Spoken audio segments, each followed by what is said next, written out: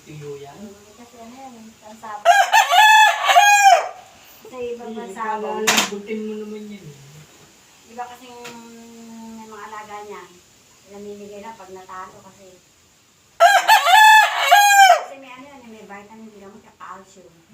Napakain pa nga ng saging na pendulan. Iklog na nilaga, ng sama.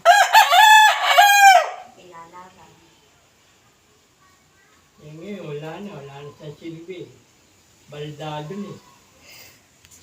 Yung sugat na Bulag na matag. yung ano, dalawang ano yan, yung sugat na. Oo, kilay pa. Ay, limang panalo na ano yun. Pamigay. Kaya binigay dito yun.